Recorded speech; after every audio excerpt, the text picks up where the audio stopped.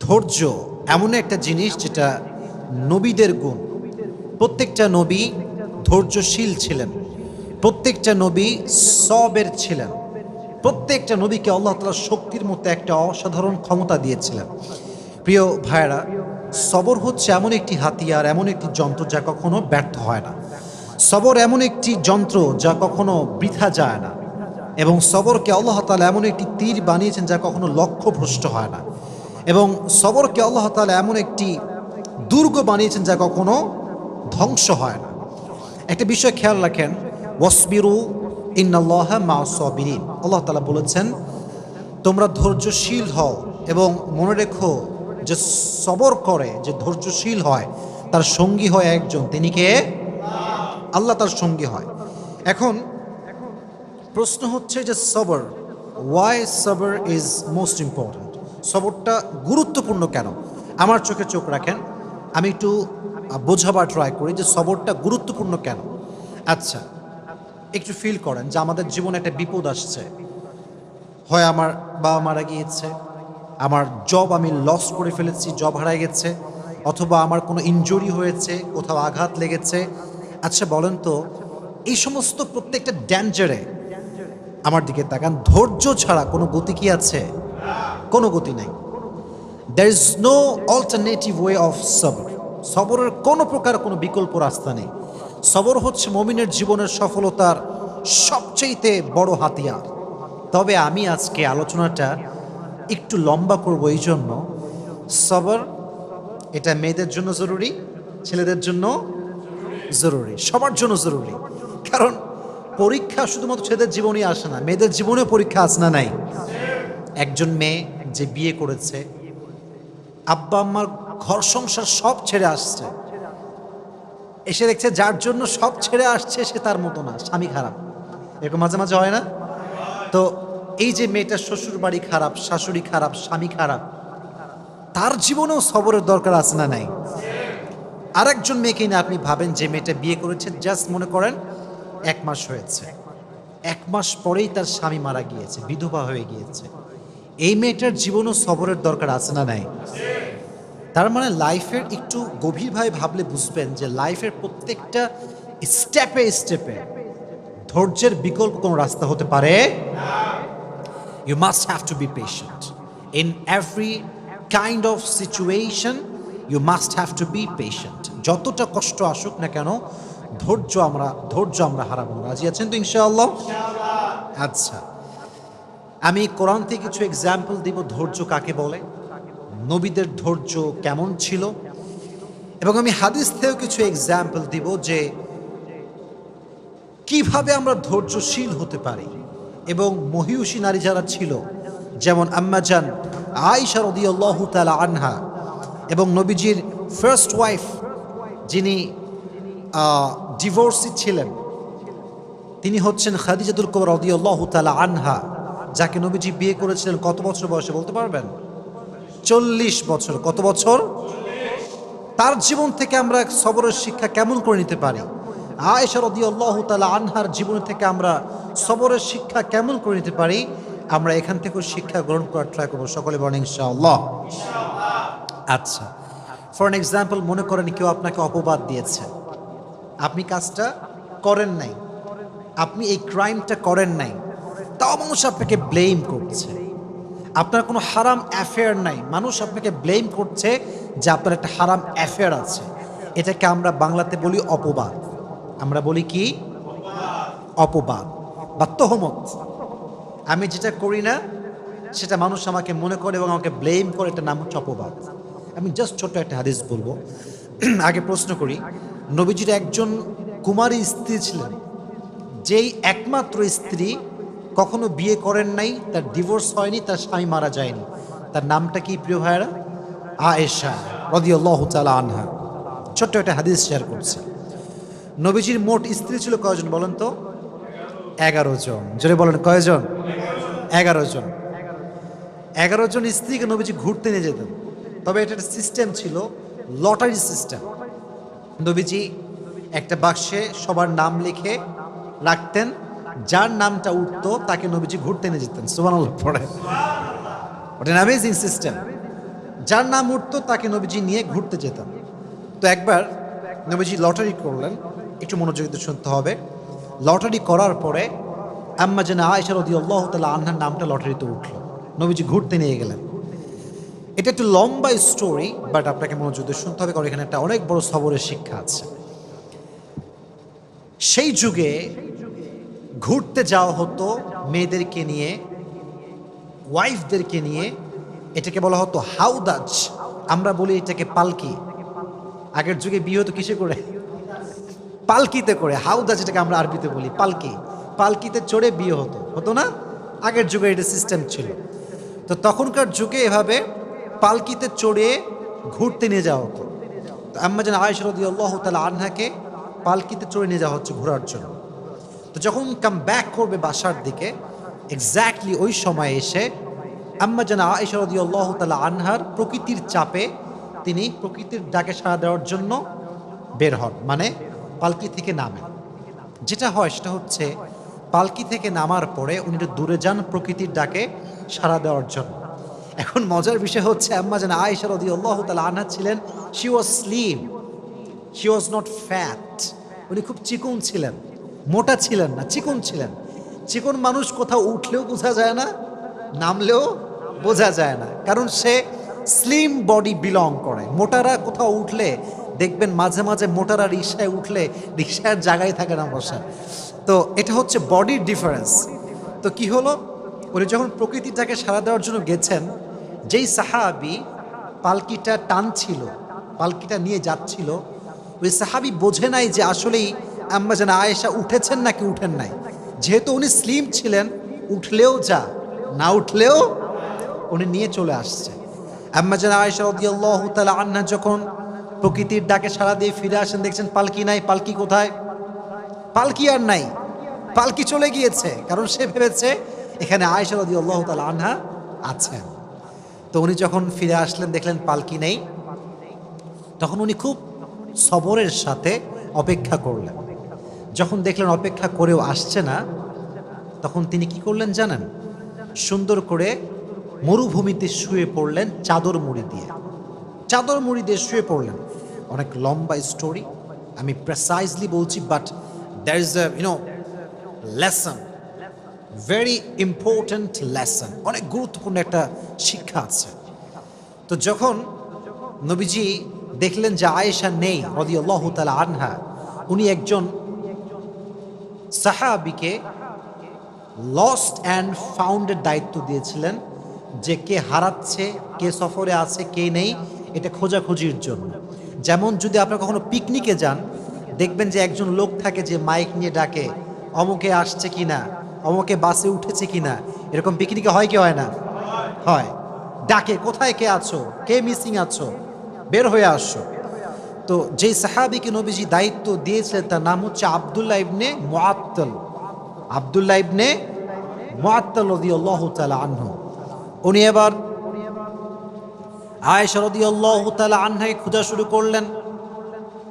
খুঁজতে খুঁজতে তিনি দেখতে পেলেন আয়েশা রাদিয়াল্লাহু তাআলা আনহা মরুভূমির মাঝখানে চাদর মুড়ি দিয়ে শুয়ে আছেন। উনি বুঝতে পারেন এটাই আয়েশা রাদিয়াল্লাহু তাআলা আনহা। উনি ডাকলেন না, গিয়ে কথা বললেন না, চুপচাপ দাঁড়িয়ে থাকলেন। যখন আয়েশা টের পেল যে এখানে কেউ এসেছে আমাকে নেওয়ার জন্য, উনি চলে আসলেন। এবার তাকে নিয়ে সে ফিরে আসলো নবীজির কাছে। কিন্তু যেহেতু সফরে সবাই ফিরে গিয়েছে বাসাতে, আর সর্বশেষ আব্দুল্লাহ ইবনে মুআত্তাল আম্মা জান আয়েশাকে নিয়ে ফিরে এসেছেন, মুনাফিকদের সর্দার আব্দুল্লাহ ইবনে সালুল সুযোগ পেয়ে গেল। কি সুযোগ? এবার সে ব্লেম শুরু করলো যে আয়েশার সঙ্গে এই সাহাবীর একটা জেনার সম্পর্ক আছে। সকলে বলেন নাউজুবিল্লাহ। পৃথিবীর সবচাইতে সতীত্ববান নারীর উপরে জেনার ব্লেম, কত বড় মারাত্মক জঘন্য অপরাধের ব্লেম। আপনি চিন্তা করতে পারেন কার ব্যাপারে? আপনার ব্যাপারে নয়, আমার ব্যাপারে নয়, সবচেয়ে সতীত্ববান নারী আয়েশা রাদিয়াল্লাহু তাআলা আনহার ব্যাপারে ব্লেম করা হলো যে সে এই সাহাবীর সঙ্গে ওই মরুভূমি থেকে আসার সময় খারাপ কাজ করেছে, অন্যায় করেছে, জেনা করেছে। কিন্তু বিষয়টা আয়েশা জানতেন না যে আমার বিষয়ে এই ব্লেমটা করা হয়েছে। কিন্তু উনি ফিল করলেন যে প্রিয় নবীজি আমাকে আগে যেমন আদর করতেন এখন আর তেমন আদর করেন না, আগে যেমন ভালোবাসতেন এখন তেমন আর ভালোবাসেন না। এটা তিনি ফিল করতে শুরু করেন, but she had no idea যে আমাকে এরকম একটা ব্লেম করা হয়েছে। তো একটা সময় গিয়ে আয়েশা রাদিয়াল্লাহু তাআলা আনহা বাবার বাসায় আসলেন। বাবার বাসায় যখন আসছে তখন আশেপাশের লোক বলতে শুরু করছে, আয়েশা তোমার নামে তো এরকম গুজব ছড়ানো হচ্ছে, তুমি নাকি অমুক সাহাবীর সঙ্গে এই সম্পর্ক করেছিলা সফর থেকে ফিরে আসার সময়। এটা শুনে আয়েশা রাদিয়াল্লাহু তাআলা আনহা just she was shocked and thunder. এটা কেমন কথা, কত বড় মিথ্যা অপবাদ আমার উপরে। কিন্তু দেখেন, পৃথিবীর নির্মম বাস্তবতা হচ্ছে কষ্টে পড়লে বোঝা যায় যে কে আপন কে পর। কষ্ট বিপদ হচ্ছে এমন একটা জিনিস যেটা মানুষকে চিনিয়ে দেয় যে কে আমার আপন কে আমার পর। আমার যখন খুব কষ্ট আসে, খুব বিপদ আসে, আমার একদিক থেকে খুব ভালো লাগে যে আমি আমার আপন মানুষ চিনছি। এবং যখন আমি চিনে ফেলি তখন আমি বলি যে ভাই বিপদ তো আসবে আর যাবে, কিন্তু আমি তো আপনাকে চিনে ফেললাম যে আপনি কোন ক্যাটাগরির লোক, এটা আমার বোঝা হয়ে গেল। তো আম্মা জান আয়েশা দেখলেন যে সবাই তার বিপক্ষে, কেউ তার পক্ষপাতী করে না। ইভেন সর্বশেষ, অনেক লম্বা স্টোরি, আমি জাস্ট প্রেসাইজলি বলছি, সর্বশেষ নবীজি আম্মা জান আয়েশার কাছে আসলেন, এসে বলেন, আয়েশা তুমি যদি সত্যি এই অন্যায় করে থাকো আল্লাহর কাছে মাফ করো, আল্লাহর কাছে মাফ চাও, আল্লাহ তোমাকে মাফ করে দিবে। এই কথা শুনে আয়েশা রাদিয়াল্লাহু তাআলা আনহা আকাশ থেকে পড়েছে, নবী হে, শেষমেশ আপনিও আমাকে এই কথা বলছেন? আপনিও এই রুমরে বিশ্বাস করেছেন? আপনিও এই গুজবে বিশ্বাস করেছেন? অপেক্ষা করেন, আল্লাহ আমার জন্য আছে। সুবহানাল্লাহ পড়েন। উনি চাইলে বলতে পারতেন যে আমি আর সংসার করব না, আমি আর এই সমাজে থাকবো না, আমি গলায় ফাঁসি নিব, আমি সুইসাইড করব, যেটা আমরা সাধারণ মানুষরা বলি। উনি একটুও কমপ্লেইন করেন নাই, জাস্ট কষ্ট পেয়েছেন, সবর করেছেন। আল্লাহ তাআলা আয়েশা রাদিয়াল্লাহু তাআলা আনহার চরিত্রকে সুন্দর প্রমাণ করার জন্য, উনি যে কোনো অন্যায় করেন না এটা প্রমাণ করবার জন্য আল্লাহ নিজে কোরআনের আয়াত নাজিল করে দিয়েছে। সুবহানাল্লাহ পড়েন। আল্লাহ নিজে আয়াত নাজিল করে ব্যাখ্যা দিয়েছেন যে আমার প্রিয় বান্দি আয়েশা কোনো অপরাধী নয়, সে কোনো জুলুম করে নাই, সে কোনো জেনা করে নাই, ব্যভিচার করে নাই। তাহলে বোঝা গেল যে ব্যক্তি সবর করে, ধৈর্য ধারণ করে, মানুষের দেওয়া মিথ্যা অপবাদ একদিন স্পষ্ট হয়ে যায় যে সে সব মিথ্যা ছিল, ঠিক কিনা বলেন? একসময় প্রমাণ হয়ে যায়। মনে রাখবেন, সময় এমন একটা জিনিস, সময় মানুষকে জবাব দেয়, সময় মানুষকে উত্তর দেয় যে সে মানুষটা আসলে কেমন। আপনাকে যদি কেউ ভুল বুঝে ব্যাখ্যা দিবেন না, just wait for the right time. সময়ের অপেক্ষা করেন। সময় হচ্ছে এমন একটা জিনিস, এমন একটা কাঁটা, এটা ঘোরে আর কে কেমন এটা সত্যতা বলে দেয়, ঠিক কিনা বলেন? Wait for the right time, সঠিক সময় অপেক্ষা করেন। তাহলে আয়েশা রাদিয়াল্লাহু তাআলা আনহাকে ব্লেম করা হয়েছে, এবার আমাকে জবাব দেন, উনি কি ধৈর্যহীন ছিলেন না ধৈর্যশীল ছিলেন? She was patient. In every kind of situation, she was patient. ধৈর্যশীল ছিলেন। ফলে কি হয়েছে? আল্লাহ নিজে আয়াত নাজিল করেছেন কার ব্যাপারে? যেহেতু আয়েশা সবর করেছে তার ব্যাপারে কোরআনে আয়াত নাজিল করেছে। একজন আওয়াজ দিয়ে বলেন, তিনি কে? ইন্নাল্লাযীনা জাউ বিল ইফকি উসবাতুম মিনকুম লা তাহসাবুহু শাররাল লাকুম বাল হুয়া খায়রুল লাকুম লিকুল্লি ইমরিইম মিনহুম মাকতাসাবা মিনাল ইসম ওয়াল্লাযী তাওয়াল্লা কিবরাহু মিনহুম লাহু আযাবুন আলীম। আল্লাহ বলছেন, নবী হে, কাফেরদের মাঝ থেকে কিছু গোষ্ঠী আপনার কাছে এসেছে আয়েশার ব্যাপারে মিথ্যা তথ্য দেওয়ার জন্য, অপবাদ দেওয়ার জন্য। বাট মাথায় রাখবেন, মানুষ যদি খারাপ করতে চায় আর আল্লাহ যদি বান্দার ভালো চায়, বান্দির ভালো চায়, পৃথিবীর কোনো অপশক্তি বান্দার ক্ষতি করতে পারবে? আমি আল্লাহ আযাব দিব তাদেরকে যারা মিথ্যা অপবাদ দিয়েছে। অতএব আয়েশাকে আল্লাহ তাআলা নিষ্কলুষ প্রমাণ করলেন, চরিত্রবান প্রমাণ করলেন। তিনি যে সতীত্ববান একজন নারী, তার যে সতীত্ব সুন্দর, পুত পবিত্রা, সে আল্লাহ নিজে কোরআনে আয়াত নাজিল করে দিয়েছে। সুবহানাল্লাহ পড়েন। তাহলে এখান থেকে বোঝা গেল কেউ ব্লেম করলে, অপবাদ করলে সবরের পরিচয় দেওয়ার দরকারটা আছে না নাই? আচ্ছা, আরেকটা হাদিস থেকে বলি, আমি আগেই প্রশ্ন করেছিলাম, আমি আবার রিপিট করছি। নবীজির ফার্স্ট ওয়াইফ কে ছিল? প্রথম বউ খাদিজাতুল কুবরা রাদিয়াল্লাহু তাআলা আনহা। বলেন নাম ছিল কি? আরো যে বলেন নাম ছিল কি? খাদিজা রাদিয়াল্লাহু তাআলা আনহা। আমি খুবই শর্টকাটে কথাটা বলতে চাই, কারণ আমাকে অনেকগুলো আয়াত বলতে হবে, নবীর জীবন থেকে কিছু এক্সাম্পল দেওয়া লাগবে, তাই আমি এগুলো লম্বা করতে চাচ্ছি না। মনে রাখবেন, জীবনের কেউ হারিয়ে যাওয়া, এটা হারিয়ে যাওয়া নয়, এটা রবের পক্ষ থেকে পেগাম যে তোমার জন্য এর চাইতে বেটার অপশন আছে। সুবহানাল্লাহ পড়েন। একটু ভাবেন, হাদিস থেকে বলি, যখন খাদিজা রাদিয়াল্লাহু তাআলা আনহা বিয়ে করলেন, প্রথম হাজব্যান্ড, খুব সুন্দর সংসার, খুব সুন্দর জীবন। খাদিজা ভাবতে শুরু করেছিলেন যে এর মতো উত্তম জীবন সঙ্গী আমার জীবন আর কেউ আসতেই পারে না। He is the best person that I have ever seen in my life. এর চাইতে বেটার অপশন কে হতে পারে? হঠাৎ করে সে মারা গেল। প্রথম হাজব্যান্ড জাস্ট শেষ, মুহূর্তেই শেষ। যখন মারা গেল প্রথম হাজবেন্ড, খাদিজাতুল কুবরা রাদিয়াল্লাহু তাআলা আনহা ভেঙে পড়লেন। সবর হারায়নি। ভেঙে যাওয়া মানে সবর হারানো নয়। আপনি তো ভাঙবেন, কারণ আপনি মানুষ, বাট ভেঙে যাওয়ার পরেও যদি আপনি আবার দাঁড়াতে পারেন তাহলে আপনি ধৈর্যশীল, ঠিক কিনা বলেন? তো উনি ভেঙে পড়লেন, বাট সবর হারান নাই, ধৈর্য হারান নাই। সেকেন্ড টাইম আবার বিয়ে করলেন। একজন মেয়ে যখন ডিভোর্স হয়ে বা স্বামী মারা যাওয়ার পরে আবার বিয়ে করে, জীবনটা এত সহজ হয় না। যে নারী তার সমস্ত অস্তিত্ব একজন পুরুষকে বিলীন করে দেয়, সে নারী সেকেন্ড টাইম অন্য কোনো পুরুষের সঙ্গে বসা, তাকে ধরতে দেওয়া, তার সঙ্গে কোনো ফিজিক্যাল টাচ নারীটা সহ্য করতে পারে না, কারণ সে প্রথম পুরুষে আসক্ত। সিস্টেমেটিক্যাল ওয়েটা এমনই হয়ে গেছে।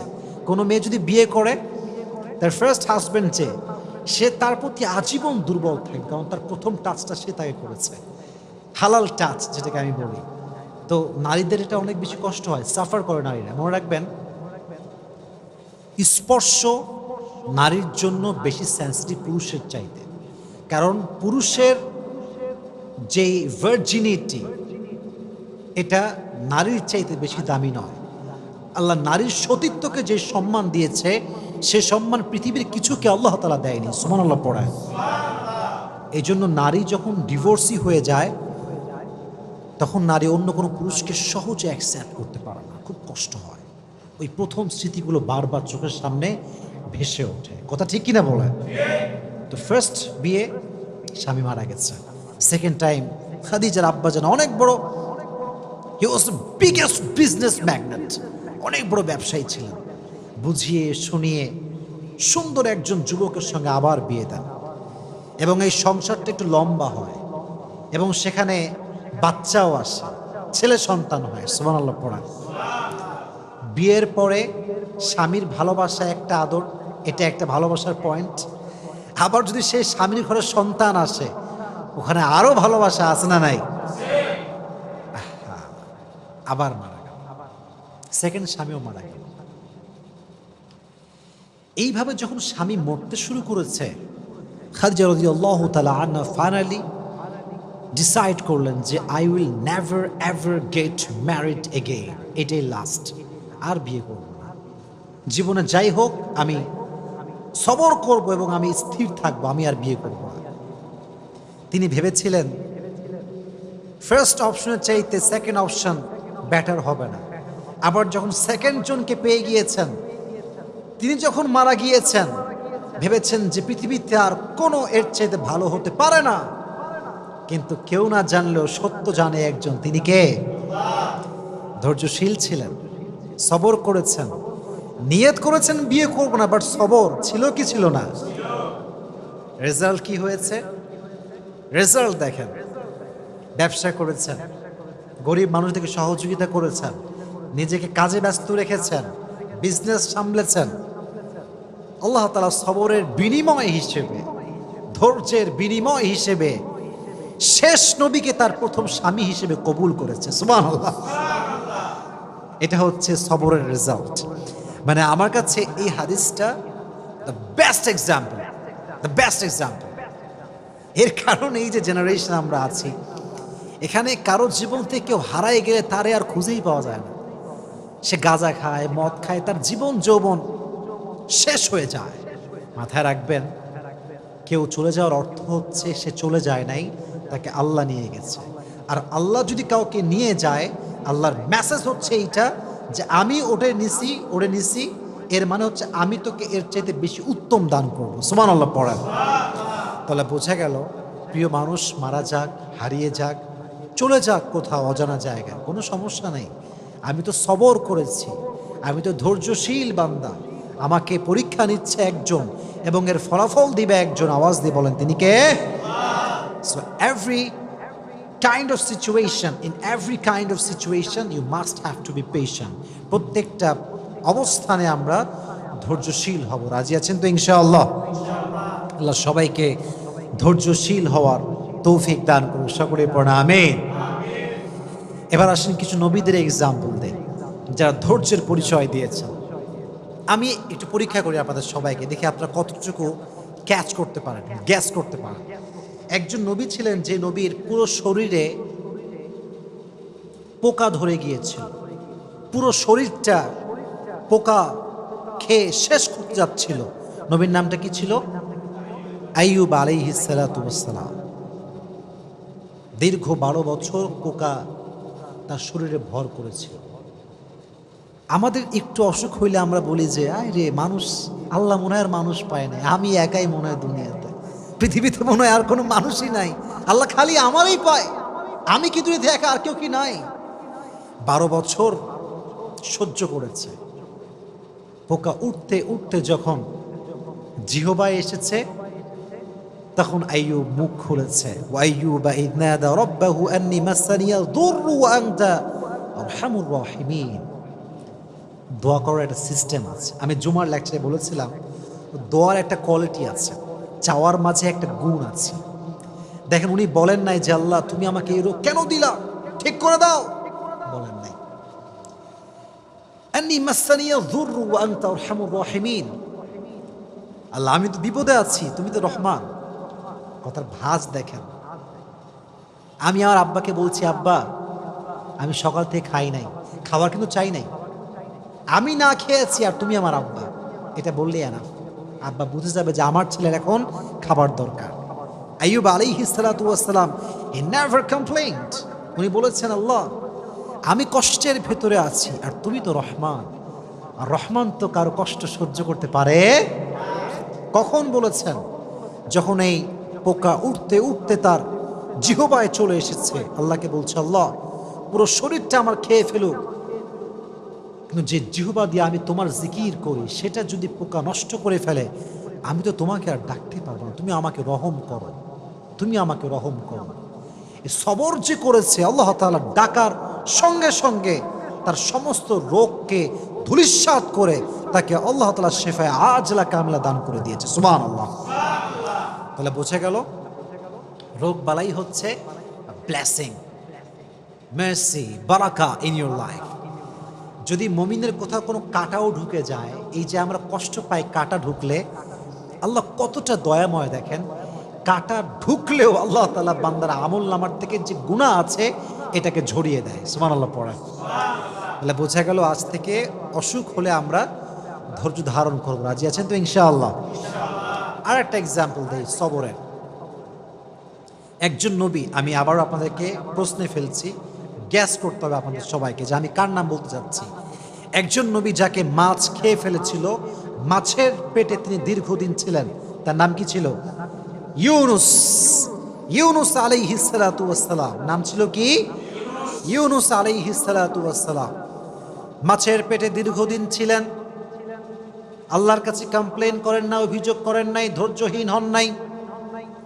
মাছের পেট থেকে আল্লাহকে ডাক দিয়েছেন, আল্লাহ আমি বিপদে পড়েছি, তুমি আমাকে সাহায্য করো, আমার কোনো কমপ্লেন নাই, অভিযোগ নাই, আমি ধৈর্যহীন হয়ে যাই নাই।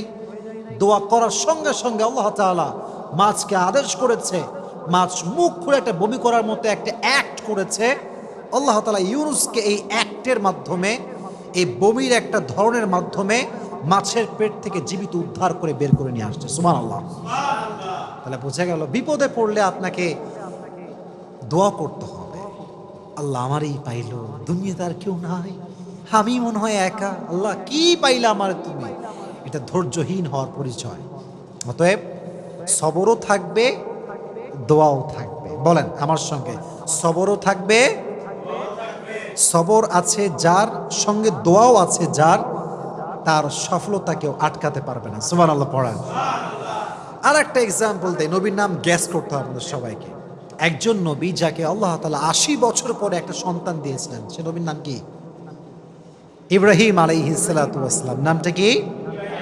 ইব্রাহিম আলাইহিস সালাতু ওয়াস সালাম। সন্তানের নাম কিছু বলতে পারবেন? ইসমাঈল। নাম কি ছিল? ইসমাঈল আলাইহিস সালাতু ওয়াস সালাম। সবর কাকে বলে একটু বুঝাই আপনাদেরকে, শর্টকাটে বোঝাচ্ছি। ৮০ বছর পরে একটা ছেলে হয়েছে, আল্লাহ অর্ডার করেছে যাও মাকে এবং ছেলেকে একদম মরুর প্রান্তে রেখে আসবে, যেখানে জনমানবহীন একটা জায়গা, মানুষ নাই, লোক নাই, জন নাই, রেখে আসো যাও। অর্ডার করতে দেরি, রেখে চলে আসছে সেই মরুভূমির মতো একটা জায়গায়। তো যখন চলে যাবে, বিবি হাজার চাইলে বলতে পারতেন যে আপনি কেমন স্বামী যে আমার মতো একজন অবলা নারীকে তার সন্তান সহ এক বিশাল মরুপ্রান্তে, মরুভূমিতে, জনমানবহীন একটা জায়গায় রেখে যাচ্ছেন, আপনি কেমন স্বামী? She never complained. She never ever complained like that. বলেইনি কিছু। কি বলেছে আমি জাস্ট রিপিট করছি বাংলাতে সারাংশ। বিবি হাজার বলছে, হে ইব্রাহিম, এটা যদি আল্লাহর অর্ডার হয় যে আমাকে তুই মরুর প্রান্তে রেখে যাবা, জনমানবহীন জায়গা রেখে যাবা, যেখানে খাবার নাই, দাবার নাই, পানি নাই, তবে শুনে রেখো আমিও এটা বিশ্বাস করি যে আমার আল্লাহ আমাকে মরুর প্রান্তরে না খাওয়ায় মারবে না। সুবহানাল্লাহ পড়ায়। তুমি যদি আমাকে রেখে খুশি হও, আমি এখানে থেকে খুশি আছি। ধৈর্য ধারণ করেছে। ফলে কি হয়েছে চিন্তা করেন, একটু ভেবে দেখেন, এই যে মক্কা, এত দাম কাবার, কাবার গিলাফের দাম, কাবার চত্বরে এত দাম, এই কাবার পাশে যিনি অবস্থান করেছিলেন, যে নারীর কারণে এত সম্মান, যে নারীর ছেলের কারণে জমজমের কুয়ার পানি আমরা পেয়েছি, তার নাম হচ্ছে বিবি হাজার। সুবহানাল্লাহ পড়েন। ধৈর্য, শুধুমাত্র ধৈর্য। এবার আরেকটু বুঝাই, এত ধৈর্য, এত পরীক্ষা। আল্লাহ বলল, ইব্রাহিম যাও সন্তানের কাছে। ৮০ বছর পরে সন্তান পাইছে, আদরও করতে পারে নাই, নিজের কাছেও রাখতে পারে না, রেখে আসে মরুর প্রান্তরে। এবার আসছে আব্বা, ছেলে এদিকে আসো। কি হয়েছে আব্বা? বলছে আমি স্বপ্নে দেখেছি তোমাকে আমি জবাই করছি, এটা আমার আল্লাহর আদেশ। তুমি কি বলছো? ফাংদুর মাযা তারা, what's your opinion about on this matter? তুমি কি বলছো বলো। ইসমাইল চাইলে বলতে পারতো, আব্বা আপনি কেমন জালেম, জন্মের সঙ্গে সঙ্গে আমাকে আপনি আদর না করে রেখেছেন মরুর প্রান্তরে, আর আজ আপনি এসেছেন খবর না নিয়ে জবাই করার জন্য। এটা বলে নাই। বলছে আব্বা আপনি যা মন চাই করেন, সাতাজিদুনি ইনশাআল্লাহু মিনাস সাবিরিন, আমি ধৈর্যশীলদের পরিচয় দিব। সুবহানাল্লাহ পড়েন। আহা কি সুন্দর ঘটনা, কি সুন্দর সবরের পরিচয়। এবং এই যে সবর তারা করেছে, যখন আপনারা সবাই জানেন, you all know the story, যখন জবাই করতে যাবে আল্লাহ তাআলা দুম্বাকে পাঠিয়ে দিয়েছেন। আর এই যে আমাদের স্যাক্রিফাইস আমরা শিখলাম, এখান থেকে বোঝা যায় যে যত বেশি স্যাক্রিফাইস করে সে বান্দা আল্লাহ তত বেশি প্রিয় হয়ে যায়। সুবহানাল্লাহ পড়ায়। এজন্য ইব্রাহিম নবী থেকে, ইসমাইল থেকে এবং বিবি হাজার থেকে, সবার থেকে আলাইহিমুস সালাতু ওয়াস সালাম, তাদের থেকে আমাদের সবরের একটা শিক্ষা নেওয়ার দরকারটা আছে না নাই? আমি আর দুইজন নবীর এক্সাম্পল দেব, দুইজন নবী জাস্ট। বলেন একজন নবী ছিলেন যেই নবীকে তার ভাইয়েরা ধরে এনে কুয়ার ভিতরে ফেলে দিয়েছিল, সে নবীর নাম ছিল কি? সবাই বলেন নাম ছিল কি? ইউসুফ আলাইহিস সালাতু ওয়াস সালাম। অনেক লম্বা কথা, আমি ওইটা বলবো না, আমি জাস্ট মূল লেসনটা বলবো। সাইয়েদনা ইউসুফ আলাইহিস সালাতু ওয়াস সালাম যখন যুবক, উঠতি বয়সী যুবক, বাচ্চা বাচ্চা ভাব, এখনো যুবক হয়ে পারে নাই, তার সবগুলো ভাই তাকে নিয়ে কুয়ায় ফেলছে শুধুমাত্র হিংসার কারণে। কিসের কারণে? হিংসা। কুয়ার ভেতরে ফেলে সাইয়েদনা ইউসুফ আলাইহিস সালাতু ওয়াস সালাম একটা জামা নিয়ে আসছে। তার বাবার নাম ছিল ইয়াকুব। ডাক দিয়ে বলছে, হে আমার বাবা। সব ছেলেরা আসছে, আব্বা জান দেখেন ইউসুফকে বাঘে খেয়ে ফেলেছে, আর এই হচ্ছে ইউসুফের জামা। যদি আমার সন্তান আমার থেকে হারিয়ে যায়, আমি তো অস্থির হয়ে যাব, দৌড়াবো চতুর্দিকে, কত অভিযোগ করব আমি, কত নাশুকরি করব আমি আল্লাহর কাছে। ইয়াকুব আলাইহিস সালাতু ওয়াস সালাম শুধু একটা ওয়ার্ড বললেন, ফাসবরুন জামিল। উনি বললেন, আমার জন্য ধৈর্যই সবচেয়ে উত্তম হাতিয়ার। সুবহানাল্লাহ পড়েন। আমার কাছে ধৈর্যই সবচেয়ে উত্তম হাতিয়ার। এই যে কথা তিনি বলেন, আল্লাহ তার প্রতিদান দিয়েছে। কিভাবে? অনেক লম্বা কথা। এই যে কুয়াতে ফেলা হলো ইউসুফকে ধ্বংস করার জন্য, এই কুয়াতে ইংরেজিতে বলা হয় কুয়াকে ট্যানেল। এটাকে বলা হয় কি? ট্যানেল। কুয়াকে বলা হয় ট্যানেল। এই কুয়াটা শুধুমাত্র কুয়া নয়, এই কুয়াটা হচ্ছে সাইয়েদনা ইউসুফকে সাধারণ ঘর থেকে নিয়ে এসে রাজ সিংহাসনে বসাবার কুয়া। সুবহানাল্লাহ পড়া। লম্বা কথা, আমি অত কথা বলতে চাই না। যখন তিনি মিশরের অর্থনৈতিক যে মন্ত্রী বলা হয়, তিনি হলেন ফিনান্স মিনিস্টার, অর্থমন্ত্রী তিনি হলেন। তো যখন কেনানে অভাব দেখা দিল, তার সব ভাইগুলো ইউসুফের কাছে আসছে সাধারণ মানুষ হয়ে সাহায্য নেওয়ার জন্য। তো অনেক লম্বা কথা, যখন তারা আসছে অনেক কথাবার্তার পরে তারা বুঝতে পেরেছে যে এটা হচ্ছে ইউসুফ। এর নাম কি?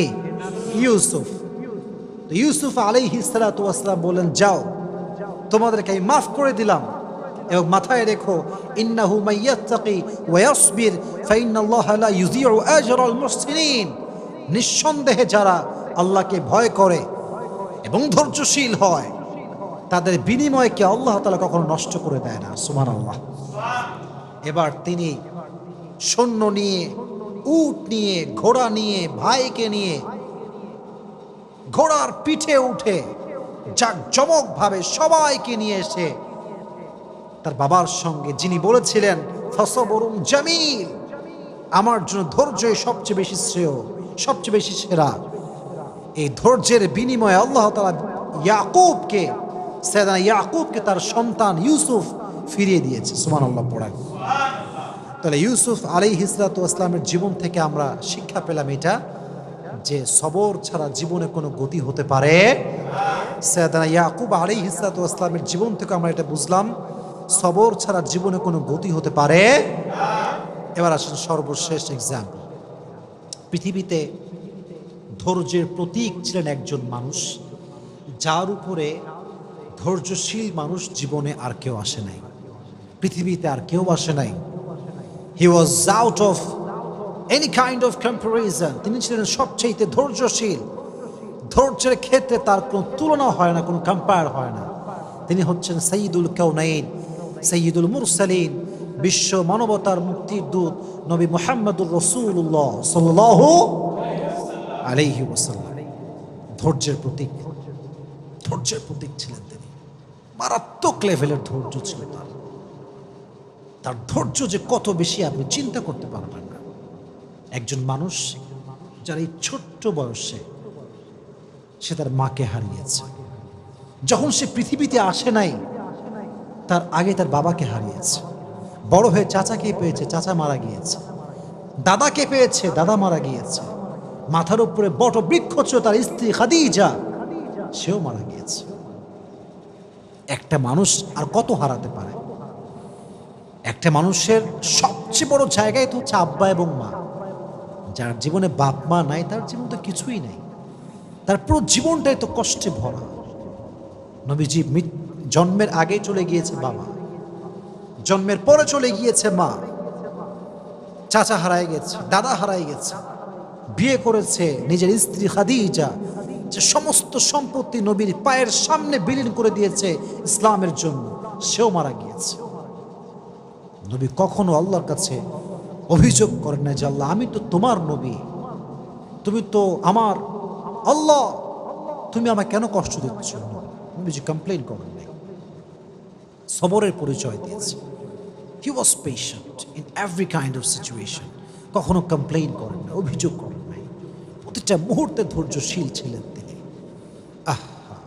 তায়েফের ময়দানে যখন নবীজি দাওয়াত দেওয়ার জন্য গেলেন কাফেরদেরকে, সবাই আপনারা ঘটনা জানেন, তা দাওয়াত অ্যাকসেপ্ট করলো না। নবীজি প্রায় কয়েকশো কিলোমিটার রাস্তা পাড়ি দিয়ে আসছেন, ক্লান্ত মানুষ। উনি বললেন, তায়েফবাসী শোনো, তোমরা যেহেতু আমার দাওয়াত গ্রহণ করলে না, তোমাদের কাছে আমার অনুরোধ, তোমরা মক্কায় খবরটা ছড়িয়ে দিও না। যদি মক্কার কাফেররা জানতে পারে তাহলে আমাকে জুলুম করবে। কাফেররা কে কার কথা শোনে। নবীজি বের হওয়ার আগে কাফেররা মক্কায় খবর পৌঁছে দিল যে মুহাম্মদ মক্কার থেকে এখানে তায়েফের জমিনে দাওয়াত দেওয়ার জন্য আসছে, আমাদেরকে কবুল করে না এই দাওয়াত। সব তায়েফের দুষ্টু ছেলে পেলে বাচ্চাদেরকে নবীজির পেছনে লেলিয়ে দিয়েছে, যাও তোমরা মুহাম্মদকে পাথরের আঘাত করো, বৃষ্টির মতো পাথরকে তোমরা বর্ষণ করো। আমি যখন রেলগেটে যাই, আমি জাস্ট এটা ফিল করি। রেলগেটে দেখবেন যে প্রত্যেকটা রেল লাইনের মাঝখানে এরকম বড় বড় পাথর থাকে, দেখছেন আপনারা সবাই, এরকম শক্ত শক্ত পাথর। আমি জাস্ট এটা ফিল করি, যদি এই পাথরটা তুলে আমি আসিফকে কেউ আঘাত করে আমার কি হবে, আমি কি আদৌ সহ্য করতে পারবো এই আঘাতটা? তখন আমি ফিল করি যে তায়েফের জমিনে আমার নবীকে এর চাইতে বড় বড় পাথর দিয়ে মেরে রক্তাক্ত করা হয়েছে। নবীর রক্ত পড়েছে, নবীর রক্তে পুরো মাটিটা ভিজে গেছে। নবীজি রক্তে পড়ে বেহুশ হয়ে গেছে।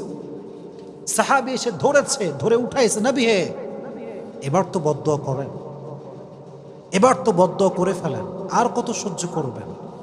নবীজি বলছে, শোনো, আমি তো বদদুয়া করার জন্য আসি নাই, হয়তো আমার দাওয়াত তায়েফের লোকরা কবুল করে নাই, তো কি হয়েছে, নেক্সট জেনারেশন যে হবে তারা হয়তো বা ইসলামকে গ্রহণ করবে। সুবহানাল্লাহ পড়া। পাথরের আঘাত খেয়ে রক্তাক্ত হয়ে গিয়েছে, ধৈর্য হারায়নি, শক্তি হারায়নি, জুলুমের শিকার হয়েছে, কাউকে বদদুয়া করে নাই, সর্বাবস্থায় ধৈর্যের পরিচয় দিয়েছিলেন, সর্বাবস্থায় দিয়েছেন। আজকে আমাদের অভাব আসলে আমরা কত কথা বলি, টাকা নাই, আমার কাছে এইটা নাই, এইটা নাই, I don't have anything, just complain. আছে কিন্তু সব, শুকরিয়া নাই। যার শুকরিয়া যত বেশি তার নিয়ামত তত, যার অশুকরিয়া, যার নাশুকরিয়া যত বেশি তার নিয়ামত তত বেশি কম। ঠিক না বলা? ধৈর্যশীল হতে হবে, সবের হতে হবে, এবং শাকের অর্থাৎ গ্রেটফুল, শুকর গুজার হতে হবে, কৃতজ্ঞ বোধ হতে হবে। আল্লাহ তুমি আমাকে যা দিয়েছো, what ever I have, I am happy with that. আমি আলহামদুলিল্লাহ খুশি আছি। আমার বাড়ি নাই তাও খুশি, আমার গাড়ি নাই তাও খুশি। আল্লাহ তুমি জাস্ট আমার হলেই আমার চলবে ইনশাআল্লাহ। তাহলে বোঝা গেল প্রত্যেকটা নবীর থেকে, যেমন আমরা শুনেছি আইয়ুব আলাইহিস সালাতু ওয়াস সালামের কথা, আমরা শুনেছি ইউনুস আলাইহিস সালাতু ওয়াস সালামের কথা, আমরা শুনেছি ইব্রাহিম আলাইহিস সালাতু ওয়াস সালামের কথা, আমরা শুনেছি ইয়াকুব আলাইহিস সালাতু ওয়াস সালামের কথা, আমরা শুনেছি ইসমাঈল আলাইহিস সালাতু ওয়াস সালামের কথা, আমরা শুনেছি ইউসুফ আলাইহিস সালাতু ওয়াস সালামের কথা, আমরা শুনেছি নবীর কথা, শেষ নবীর কথা। এর দ্বারা বোঝা গেল যে ধৈর্যশীল আমরা আজ থেকে আর হব না। হব কি হব না? আল্লাহ সবাইকে ধৈর্যশীল হওয়ার তৌফিক দান করুক, সকলে পড়া আমিন। আর বিশেষ করে আমি একটা কথা বলে শেষ করতে চাই আমার বোনদের জন্য, specially for my sisters, those who R listening me from YouTube or Facebook, this is my humble request for everyone. যদি বিয়ের পরে দেখেন আপনার স্বামী খারাপ, তাহলে আগেই অভিযোগ করেন না, আগেই ডিভোর্স নিয়ে ভাইবেন না। Divorce is just far away, बहुत दूर की बात है। पहले ट्राई करो, पहले कन्विंस करो, पहले एडजस्ट करो, फिर उसके बारे में सोचना। আমরা আগেই ডিভোর্স নিয়ে ভাবি যে তালাক দিলেই মনে সমাধান। না, কে বলছে আপনার সমাধান? আপনি মনে করতেছেন আমার বোন যেই স্বামী বাদ দিলে আরেকটা স্বামী খুব ভালো হবে, কে বলছে আপনার? গ্যারান্টি আছে আপনার কাছে? ছেলেরা প্রথমে খুব ভালো মনে হয় দেখলে, ফেরেশতা কনফার্ম জান্নাতি লেভেলের একটা, পরে গিয়ে যে কি বদমাইশ হয় এটা আপনি কল্পনা করতে পারবেন না। এই জন্য যেই স্বামী আপনার কাছে আছে ওকে একটু কনভিন্স করেন, ওর সঙ্গে অ্যাডজাস্ট করার ট্রাই করেন। You have to give your best, you have to try your best, you have to give the best effort. যতটুকু পারা যায় ট্রাই করেন বানানোর জন্য, ভালোবাসা দিয়ে, আদর দিয়ে, যত্ন দিয়ে, আব্বা আম্মাকে দিয়ে, মুরব্বিকে দিয়ে তাই কনভিন্স করেন। মাথায় রাখবেন, নারীর ডিভোর্স হয়ে গেলে তার সম্মান কমে যায়, তার স্ট্যাটাস লো হয়ে যায়। যতই আপনি ওয়াজ করেন, যতই আমি ওয়াজ করি, দিন শেষে সত্য সত্য, রিয়েলিটি ইজ রিয়েলিটি। এখানে কোনো প্রকার কোনো কথা চলবে না। এই জন্য বন্ধুকে বলবো, বোনেরা, যদি সাংসারিক জীবনে সুখী হতে চান, there is no alternative way of সবর। সবর যার আছে বেশি, তার সংসার তত টিকে বেশি। আমার সঙ্গে রিপিট করেন, রিপিট আফটার মি। যেই মেয়ের সবর যত বেশি, তার সংসার টিকে তত। আপনি দেখবেন অনেক সময় বিয়ের 2 দিন পরে ডিভোর্স, এরকম ঘটনা বাংলাদেশে আস না নাই? মানে বিয়ে করে গেল, জাস্ট শুনলাম 2 দিন পরে ডিভোর্স। ভাই, হোয়াট হ্যাপেন্ড? ডিভোর্স আপনার সঙ্গে হতে পারে, আমার সঙ্গেও হতে পারে। It can happen with anyone, but the fact is, are you really patient? আপনি কি ধৈর্যশীল কিনা? That is the fact. আমি ধৈর্যশীল হলাম না এবং আমার ডিভোর্স হলো, আপনি অধিকার রাখেন আমাকে ব্লেম করার, যে আপনার মতো ফালতু লোক দুনিয়াতে কেউ নাই। কিন্তু আমি যদি পেশেন্ট হই, আমি যদি আমার ওয়াইফের সঙ্গে অ্যাডজাস্ট করে চলি, সব কিছুর পরে যদি আমি ব্যর্থ হই, তাহলে আপনি আমাকে ব্লেম করতে পারবেন না। আর হ্যাঁ, সর্বশেষ কথা, যদি কোনো মেয়ে দেখে যে না, কোনোভাবেই অ্যাডজাস্ট হচ্ছে না, শ্বশুর ভালো না, শাশুড়ি ভালো না, স্বামী ভালো না, no one is good person in my family, কাউরে ভালো লাগে না, কেউ আমাকে বোঝে না, আমি যদি এখানে আর একদিন থাকি আমার জীবনটা জাহান্নাম হয়ে যাবে, তখন কোরআন বলছে ঠিক আছে, বের হয়ে আসো। যেটা আমি আগেও বলেছি, বের হয়ে আসো, জীবনকে সুন্দর করো, তাকে তার মতো থাকতে দাও, তুমি তোমার মতো জীবনকে গুছিয়ে নাও। তাহলে বুঝে গেল, you have to try your best first. আগে সর্বোচ্চ ট্রাই করেন, না পারলে তখন দেখা যাবে। তবে সবর হচ্ছে পৃথিবীতে সুখে থাকার সবচেয়ে বড় মাধ্যম। আল্লাহ আমাদের প্রত্যেকটা ভাইকে, প্রত্যেকটা বোনকে সবরের মতো একটা শক্তিশালী গুণকে অর্জন করে চলার তৌফিক দান করুন। আমিন। ওয়া আখির দাওয়ানা আলহামদুলিল্লাহি রাব্বিল আলামিন।